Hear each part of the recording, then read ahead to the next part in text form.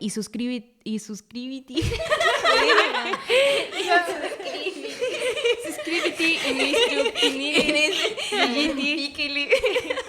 Güey, ¿por qué? Fijitivis. Qué moderna. Andamos huyendo. Somos fugitivas de su ley y autoridad. Nosotras informamos lo que otros medios no cuentan. Los golpes más potentes son en comunidad, huyendo de la oscuridad de esta ciudad blanca. Andamos huyendo. Fugitivas MX. Andamos huyendo. Bienvenidos al tercer episodio de la segunda temporada de Fugitivas MX, un noticiero semanal creado y transmitido desde Sitpach, Yucatán, en el que hablamos sobre todos los temas que le gustan a la gente moderna, desde una perspectiva de derechos humanos, antifascista y amena. En esta emisión estamos en micrófonos Katia Rejón, Lilia Balam, Rosa Cruz Pech y Mariana Beltrán. En controles Jairo Mucul y en redes David Jiménez. Y comenzamos esta emisión con la data histórica. ¿Qué nos trae Rosita?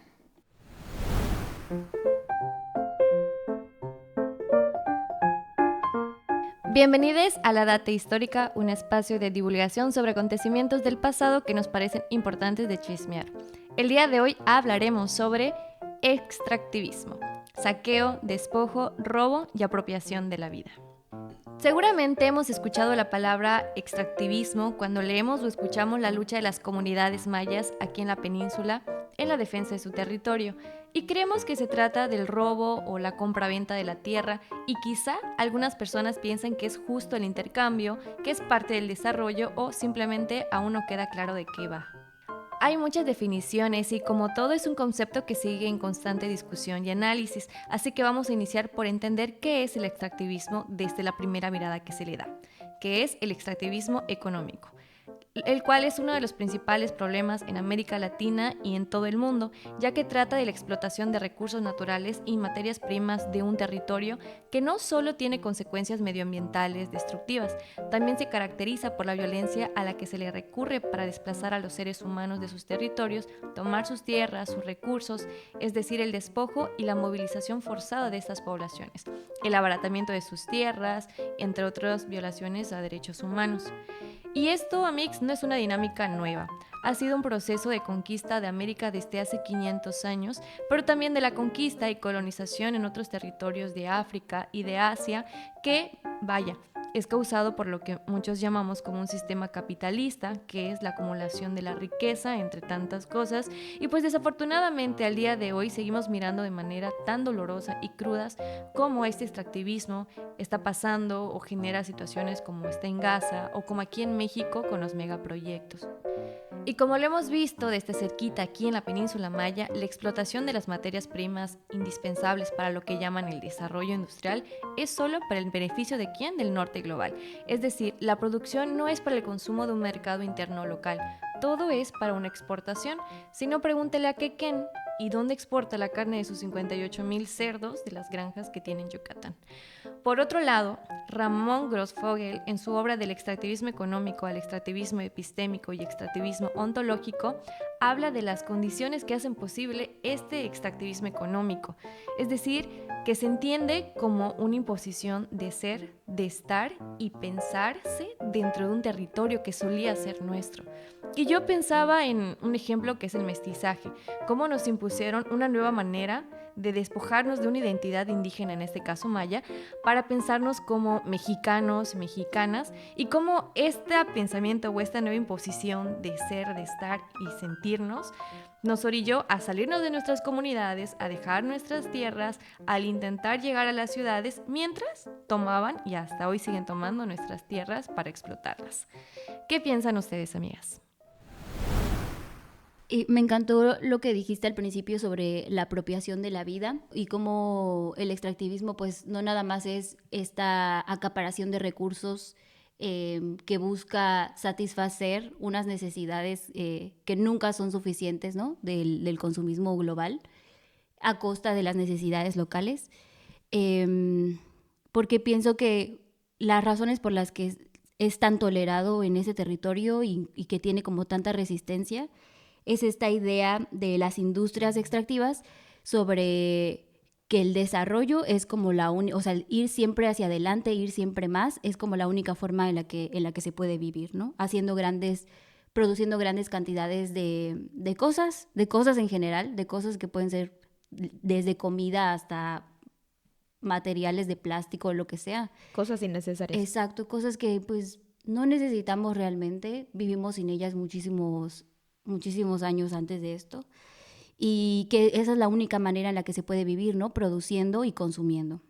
Sí, yo creo que, no sé, bueno, realmente no conozco mucho cómo fue este proceso, allí a lo mejor tú nos puedes dar más detalles, Rosa, pero creo que a la fecha, desde que tengo uso de razón, he visto el extractivismo como otra cosa, ¿no? Como que ahora lo nombro como tal, pero para mí era desarrollo y civilización porque así te lo pintaban en la escuela y eso es lo que te enseñaban. Y de hecho yo recuerdo perfectamente bien cuando empecé como que a delimitar conceptos que si bien tal vez nos parezcan como que de alguna forma como que fáciles de distinguir. Recuerdo que en la facultad empezábamos a ver como que tipos de desarrollo, ¿no? Y empezamos a identificar cómo una comunidad puede pues alcanzar ciertos objetivos sin necesidad de seguir modelos que sean externos, ¿no? O que a lo mejor no les están causando ningún beneficio porque no se adaptan a su forma de vida, ni a su entorno, ni a los recursos o bienes con los que cuentan. Entonces siento que ha sido un proceso, evidentemente que al inicio debió ser muy violento, y realmente lo sigue siendo, ¿no? Lo único que creo que hemos naturalizado esa violencia de que llegue una industria, una empresa y te diga qué hacer y qué vas a hacer con tu territorio y que vas a dejar de hacer lo que era, pues lo que hacía tu familia antes, ¿no? Por ejemplo, o que vas a alimentarte de una forma distinta a la que lo hacías, o que vas a tratar a la gente de una forma distinta a la que tú pensabas, ¿no? Entonces, sigue siendo muy violento, pero creo que es una forma muy velada de violencia.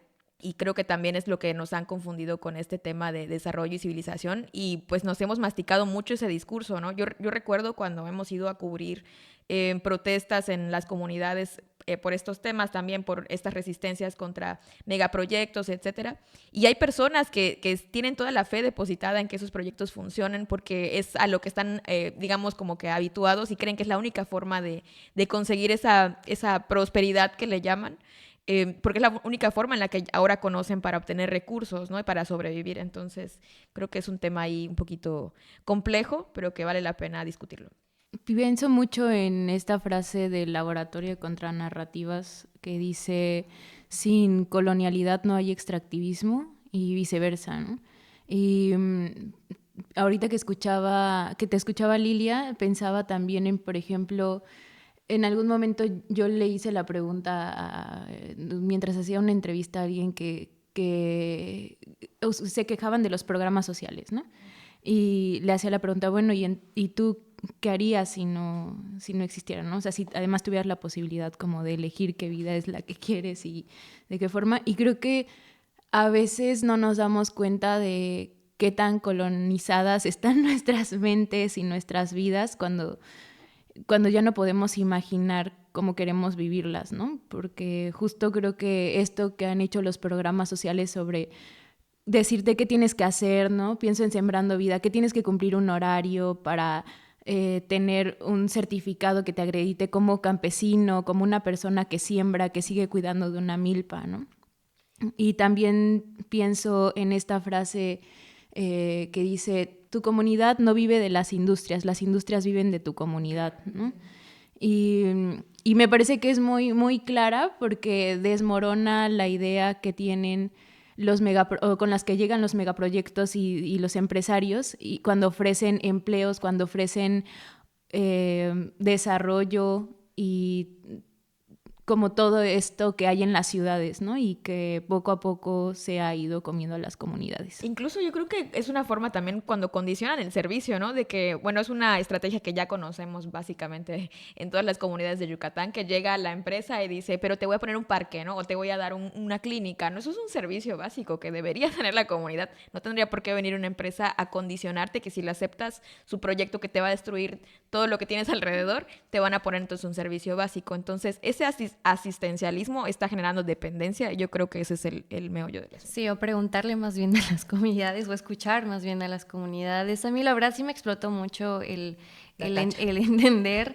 que hay un extractivismo que nos despoja de una misma, ¿no? O sea, creo que es como muy fuerte como al final nos han quitado como todo, y por eso también nos cuesta mucho trabajo saber desde dónde enunciarnos, cómo identificarnos, cómo luchar por lo nuestro cuando no tenemos muy claro qué nos queda de todo lo nuestro, ¿no? Uy, sí, el mayómetro. O sea, que no puedes irte maya si no hablas 3 idiomas. Si no naciste en... Si no bailas jarana 24/7. Si no usas cipil, claro. O sea, cómo nos han ido despojando de ese ser, ¿no? Y ahorita estamos así en un desconocimiento, pero también también hay un extractivismo, pero hay un uso y un abuso de esas otras identidades, ¿no?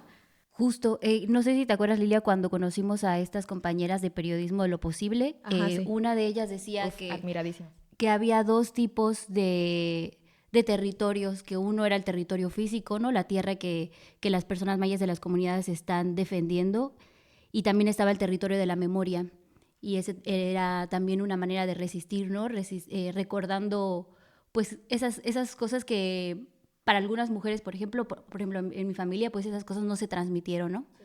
Porque pues ya eran poblaciones mayas, pero en lo urbano, ¿no? Y eso también, el despojo que te da de la identidad, llegar a una ciudad, es algo que ya sucedió en mi familia hace 2 generaciones, ¿no?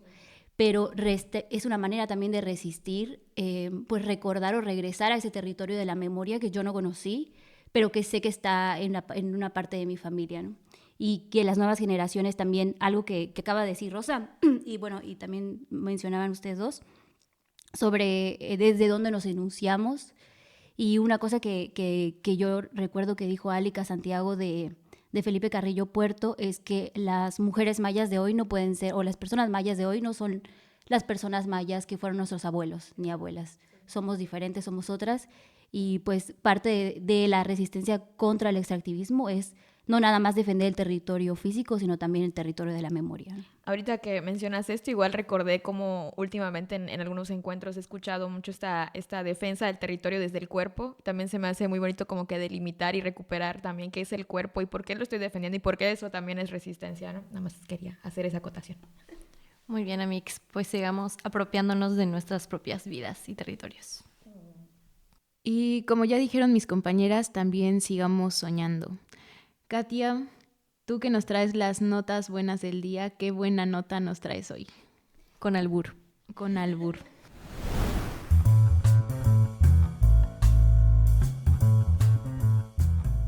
Quizá alguna de las personas que nos escuchan se acuerden de que el 30 de septiembre pasado, pueblos de la península de Yucatán se unieron a una marcha en contra del extractivismo en la región. Un momento histórico en el que estuvieron lideresas como Lady Pech, recordando que los y las mayas estamos vivas.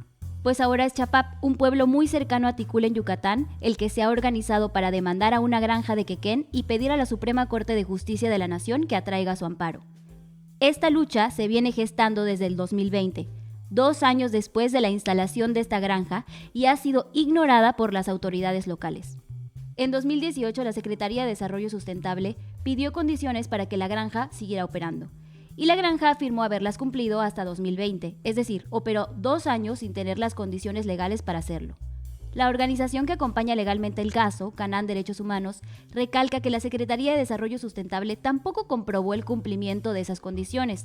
Por ejemplo, una de ellas era hacer una consulta previa, informada y culturalmente pertinente a la comunidad respecto a si querían o no la granja porcícola. Habitantes entrevistados nos confirmaron que eso nunca sucedió. La justicia no ha llegado al pueblo desde entonces, pero sí la criminalización de ejidatarios y campesinos que ahora ya no pueden ni sembrar en los terrenos donde han sembrado desde la infancia porque el empresario José Antonio Zumárraga Novelo, dueño de la granja, quiere apropiarse de otros terrenos aledaños. Ya sabemos que el extractivismo siempre quiere más. Yo cuando estuve trabajando ahí 2 hectáreas ahí, me mandaron a la estatal, Calía, me llevaron 3 días y 2 noches en la calaboza y me dijeron que yo no entre ahí hasta que se solucione todo ese problema, pues puedo entrar, pero todo el trabajo que ya hice, todo ese trabajo ya lo perdí. Durante todo este año yo perdí la cosecha ahí, no pude hacer nada. Escuchamos a Hernán Salazar, quien fue detenido al sembrar la milpa en un terreno donde los ejidatarios han sembrado desde niños. Junto con otros 2 campesinos, está siendo criminalizado por la empresa porcícola por supuestamente hacer daño en propiedad ajena cometido en pandilla. Y ustedes dirán, ¿cuál es la buena noticia aquí? pues que la comunidad se ha organizado en el colectivo Canan Luumo Chapap, que significa cuidar la tierra de Chapap, y están decididos a sacar la granja porcícola de su territorio. Esta es una oportunidad única para que el máximo órgano de justicia marque un precedente, porque esta es una lucha que viven muchos otros pueblos de Yucatán y que está afectando gravemente el agua, el aire y la vida de la región. En Memorias de Nómada, medio aliado y donde también colaboro, iniciamos una campaña llamada Corte Esperanza de Chapap, para pedirle a los jueces de la Suprema Corte que voltee hacia el sureste y atraiga el caso. Ayúdenos a compartir el material y a robar a los jueces en Twitter. Con esto ayudamos al pueblo de Chapap y a sacar a Quequén del territorio. Pues yo les traigo una buena noticia, la verdad. Fiesta de buenas noticias.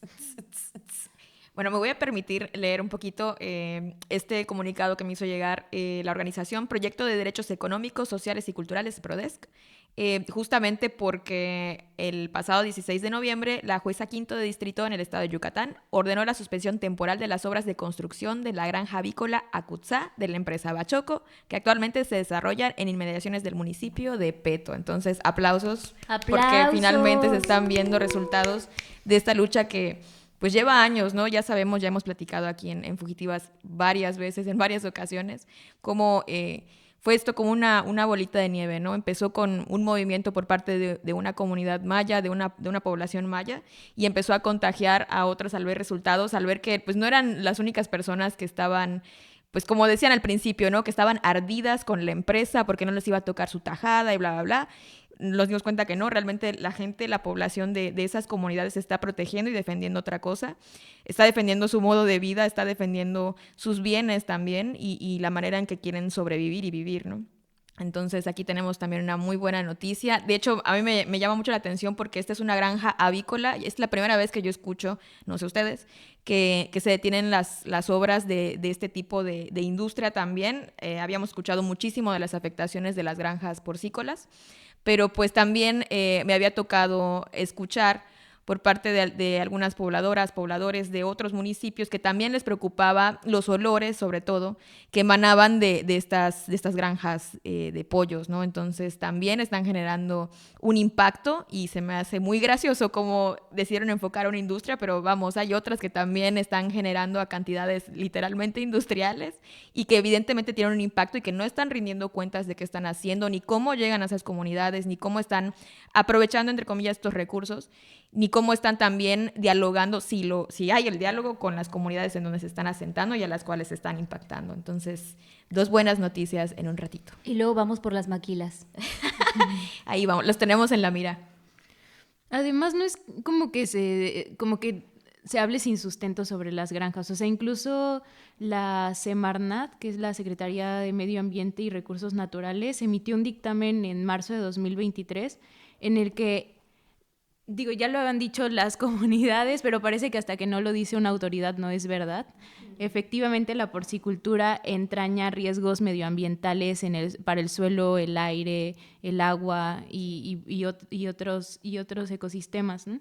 Y a mí particularmente me da mucho gusto oír que la lucha de Chapap sigue viva, ¿no?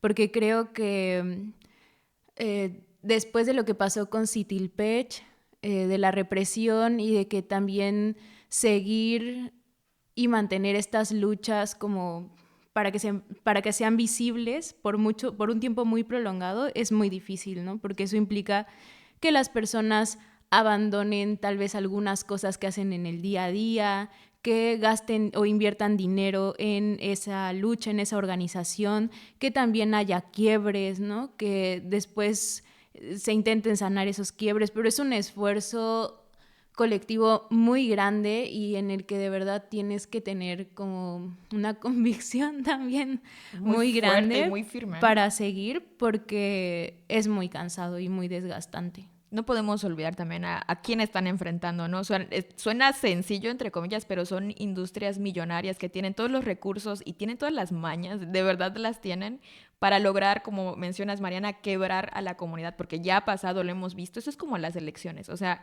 cada vez que hay ese tipo de situación que una comunidad se organiza, hay ciertos elementos que también se van a organizar para intentar quebrar, justo para romper esa unión, con tal de divide y vencerás, ¿no? Literalmente aplican esa, y eso hace muy complicado todo ese proceso, y obviamente hay poblaciones y hay comunidades que a lo mejor no aguantan este proceso pues es mucha presión. Están enfrentando a empresas gigantes, repito, con muchísimo dinero, con muchísimo poder, con muchísimas más ventajas en esa esfera de la toma de decisiones, ¿no? Entonces creo que eso también hay que tomarlo en cuenta. Y aquí de chismosa, en las personas que salen a defender su territorio que han mencionado en diferentes casos, ¿quiénes son? O sea, hombres, mujeres, Fíjate, jóvenes. sí, pues a eso a lo mejor ahorita Lilia nos va a compartir más en su nota, pero por ejemplo en Chapap no hay tantas mujeres como debería, ¿no? Porque justo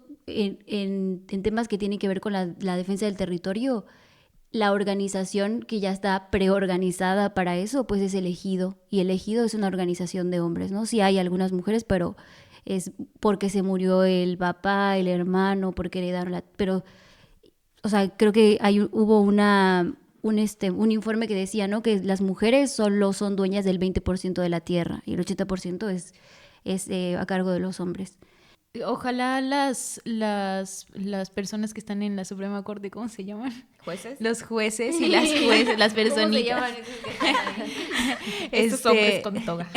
Volteen a ver la causa de Chapap, que creo que podría marcar un precedente muy importante. Digo, ya lo intentó Jomun también. Ya lo intentó Sitilpech en su momento, creo que en 2022. Y pues... Santa pues María sí, Chi también. que también se salgan de esta dinámica de que las comunidades tienen que entrar a las Olimpiadas de las opresiones para que las volteen a ver. Y ya me acordé que iba a decir que ahora que decía Lilia, ¿no? Que estas personas están respaldadas no solamente por el Estado y por empresarios, porque los empresarios son una red, son una mafia. Son una secta. O sea, son también. los mismos apellidos, por lo menos aquí en Yucatán, los mismos apellidos, las mismas familias, las mismas escuelas.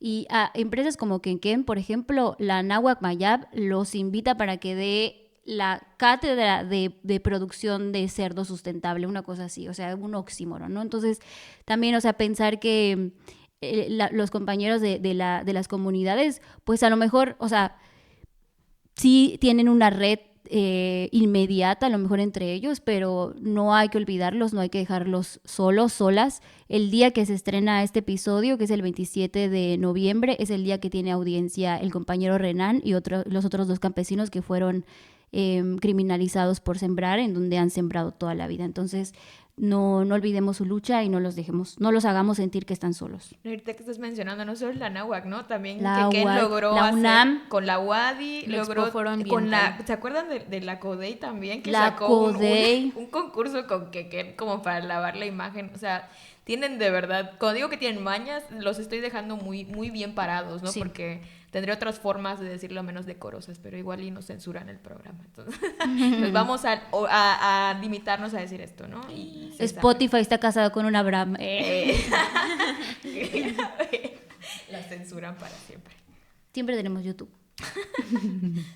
Y ahora sí se viene el dato sabroso con Lilia Balam. Sin albur. Como ella quiera. Como ya quiero. Lo tomo.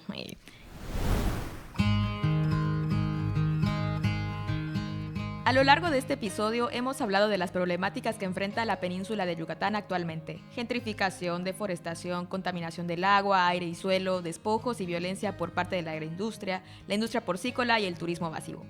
Ante estas amenazas, mujeres de comunidades mayas se han organizado para resistir y defender su territorio, como las pobladoras de Ixil, quienes desde 2014 decidieron enfrentar a los empresarios que pretenden despojarlas de sus tierras con estrategias fraudulentas para construir complejos inmobiliarios o construir parques de energías renovables.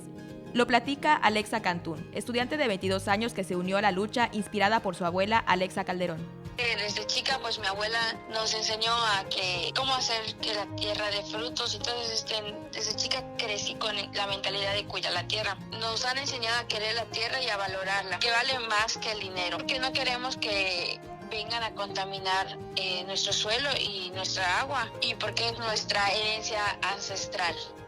Las mujeres de Ixil han alzado la voz en distintas ocasiones. Consideran que las protestas y manifestaciones permiten que otras personas conozcan su situación y presionen a las autoridades a hacer su trabajo. De hecho, después de la manifestación que mencionó Katia, en la que se escuchó el potente discurso de Lady Pech, la población de Ixil consiguió recuperar temporalmente el acceso a las tierras que les quieren quitar los empresarios. Pero esa no es la única forma de luchar. Las mujeres de la Casa de la Mujer Indígena y Afromexicana, María Huicap, Umuquil Colelop, de Felipe Carrillo Puerto, Quintana Roo, defienden su territorio preservando sus conocimientos en herbolaria y medicina tradicional, motivando a las mujeres a ser poseedoras de la tierra y alzando la voz contra megaproyectos y prácticas extractivistas. Nos cuenta la médica tradicional de 58 años, Floridel Machi. Estoy luchando todos los días. Los megaproyectos, ahora en el caso del Tren Maya, están tirando muchos árboles, están echando a perder los altares que dejaron nuestros abuelos, abuelas, tirando muchas cosas sin respeto. Estamos luchando también para que las mujeres nos tomen en cuenta, que ya no nos sigan diciendo que las mujeres no sirven o solamente sirven para atender al marido, atender a los hijos y atender a sus animalitos. No ignoran los peligros, saben que como mayas se enfrentan más vulnerabilidades y discriminación que otras mujeres, y admiten que México es un país peligroso para la defensa de derechos. De hecho, el Comité Cerezo, en su informe de junio de 2022 a mayo de 2023, documentó 18 ejecuciones extrajudiciales a personas defensoras de derechos humanos. De las víctimas, 13 se autoadscribían como indígenas y 5 eran mujeres. Pese a esto, tienen la esperanza de construir un mundo mejor. Todos vamos hacia la muerte. Entonces hay que seguir luchando, y si alguien nos quita la vida, pues yo me iré directo a mi última morada y esta persona quedará sufriendo, pero yo ya di el ejemplo, yo ya puse mi granito de arena y sé que muchos, los que vienen atrás de mí, van a tomar mi ejemplo, van a seguir la lucha. Bueno, amigas, lo que mencionaban hace unos momentos de cuántas mujeres participan en la defensa, pues ahí está. Y de hecho les quería comentar también, aquí a la par, que el amparo que promovieron en Peto fue justo por una defensora ambiental, de acuerdo con la información del Prodesc. Entonces ahí también hay que resaltar, Palomita. O sea, lucha de mujer. Literal. La lucha de mujeres. Ahorita me estaba acordando que la primera vez que cubrí un tema que tenía que ver con tierras, no voy a decir el nombre de esta persona, pero era una mujer que no era ejidataria, su esposo era el ejidatario, pero ella era básicamente quien estaba organizando a todos en el pueblo y que tenía como los papeles, tenía como las transcripciones, los videos, ¿no? Pero creo que es muy diferente cuando es una mujer como acompañada de su esposo y así, a una organización de mujeres, porque obviamente hay otros temas que también se van abordando que comienzan a ser primordiales, ¿no? Por ejemplo, hace unas semanas estuve con unas compañeras en un encuentro de mujeres mayas y algunas de ellas decían, ¿no? Como nuestra organización pues no es nada más sobre mujeres, pero necesitamos estos espacios porque también se abordan cosas que en el otro espacio como en el cotidiano, en la lucha cotidiana, no son tan importantes, ¿no? Que tienen que ver con cuidados, que tienen que ver con violencia de género, con mil cosas, ¿no? Y creo que eso que esté surgiendo es súper, súper chévere. Y también aunque no se hable tanto, o sea, que las mujeres no sean tan visibles en el espacio público, en los espacios de toma de decisión, no quiere decir que no estén y que no sea gracias a ellas que los hombres en su mayoría pueden salir a esos espacios de organización. O sea, porque yo recuerdo mucho, conozco a una defensora de Ixil que se llama Beatriz y la conozco desde hace muchos años y recuerdo la primera vez que la vi hablar, que era como muy tímida, se veía temerosa, tartamudeaba, era, pues no sé, se notaba que no era un espacio común para ella hablar ante tanta gente y sobre todo ante tantos hombres, ¿no? Y hace un año la volví a ver, esta vez presidiendo una asamblea y hablando con tal seguridad. El verdadero Así, eso mamona. Asamblea el de verdadero eso mamona. Que yo decía, no sé quién es esta persona, ¿no? Y al final recuerdo que la abracé y le dije, Betty, no manches, ¿hace cuántos años nos conocemos, no? ¿Y qué ha pasado en nuestra vida como para compartir este espacio? Hubo desarrollo de personaje. Hubo desarrollo de personaje. Y también lo hablaba hace como 2 semanas con Liliana Velázquez, que es quien era pareja de Samir Flores. Y ella decía como pues que gracias a que las mujeres también ocupaban el espacio político del hogar, pues los hombres podían salir a las asambleas y podían de alguna manera tener ese ritmo de participación comunitaria, ¿no? Y política en los pueblos, pero también en los movimientos sociales. Y igual, por ejemplo, recuerdo cuando pasó lo de Citilpech, que eran las compañeras las que estaban en el momento en el que llegaron los policías armados, pues que ellas estaban acompañadas de sus hijos, ¿no? Y pienso, por ejemplo, hay una organización que se llama Tumbencoven en Felipe Carrillo Puerto, que en Felipe Carrillo Puerto hay que decir que es un lugar semillero. donde, o sea, hay que irnos a vivir a Felipe Carrillo Puerto, por favor. O sea, ese lugar es una escuela de 1000 cosas. Es el epicentro de las luchas. Sí, desde hace varios siglos. Bueno, no sé cuántos siglos, pero varios 1800 y algo. Mínimo 500 años. Prohibido años. gentrificar. Prohibido antes de gentrificar. 500 años. Digo, no existe Felipe Carrillo, no es cierto. Pero hay una cooperativa que se llama Tumbencoven, que trabaja solamente, bueno, no solamente, sino que trabaja poniendo en el centro a las mujeres. Y hace poquito, por ejemplo, tuvieron un encuentro de mujeres ingenieras y vinieron mujeres de Belice que eran expertas en poner en energía solar, en energía con paneles solares y esas cosas, y llevaron, o sea, le pusieron luz a 2 casas, a 2 familias, y hay un video, ¿no?, de una señora al que le pusieron luz. Y dice, yo pensé que iban a venir hombres, no pensé que vinieran a todas las mujeres a poner esto, ¿no? Y ves a las chavas diciendo, yo nunca en mi vida había hecho esto, y poniendo un panel solar. O sea, como me parece que sí, que sí hay muchas organizaciones, como dice Marianita, hay más de las que vemos. Y algo que decía las de Tumbencoven, y por eso hacía la reflexión sobre Citilpech, es que cuando las mujeres trabajan, o sea, cuando se trabaja con las mujeres, también se trabaja con las infancias. Entonces hay que pensar también que poner en vulnerabilidad a las mujeres también pone en vulnerabilidad a las infancias, ¿no? Sí, eso es cierto. Y también, bueno, hacer esta reflexión, ¿no? También, bueno, igual en eso nos puedes decir tú, Rosa, mejor. Pero creo que igual históricamente se ha tenido esta tendencia, ¿no?, de invisibilizar y de minimizar, ¿no?, el trabajo de cuidado y, por supuesto, también las trincheras distintas en las que una mujer puede aportar a ciertas luchas. Entonces, pues eso igual. Creo que también valdría la pena rescatar ese tipo de situaciones. Y no solo aportar, sino redefinir las luchas. Sí. Que no tienen que ser las luchas como las hemos aprendido. Sí. Se pueden hacer de una manera muy diferente, ¿no? Que es lo que mencionaba Flori, ¿no? Que su forma de defender su territorio es preservar todos los conocimientos que tiene en medicina tradicional ancestral. Entonces yo creo que eso ya es una tirada gigante y un esfuerzo muchísimo mayor del que se suele decir, se suele minimizar en pocas palabras, ¿no? Me encanta porque justo resumen como todo lo que es este extractivismo más allá de la parte económica, sino cómo también nos han despojado a partir de otras categorías más allá de donde nos enunciamos territorialmente, sino también por nuestro género, también por otras identidades que se nos cruzan, y cómo se rescatan lo que ustedes dicen, ¿no?, la lucha doméstica, que también, o sea, dentro de casa también es una batalla que las mujeres están haciendo, que a veces en la historia ha quedado súper olvidado porque parece que lavar la ropa, los trastes, cocinar, planchar, criar a las infancias no es un trabajo, ¿no? Y sin eso no podía existir lo demás.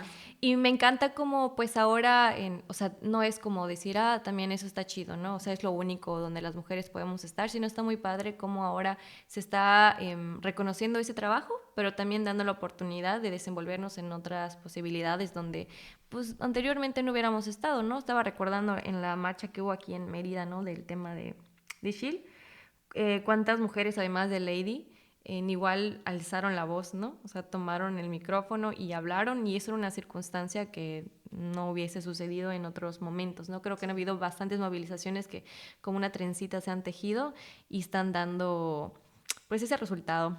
Nos falta cruzarnos como juventud más e involucrar a las infancias también en estas defensas. Y la que defienda, chicas.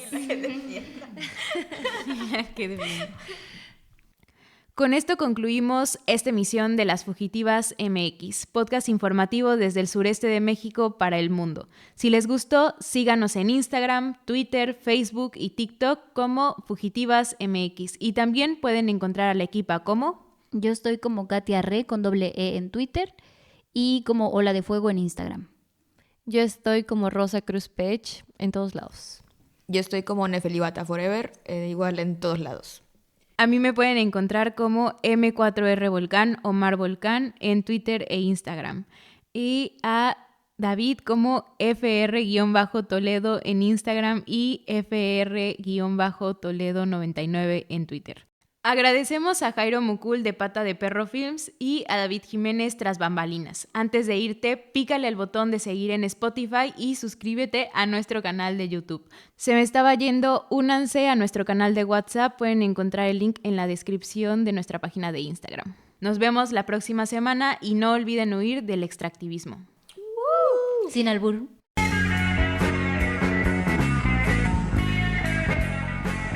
Fugitivas MX, andamos huyendo.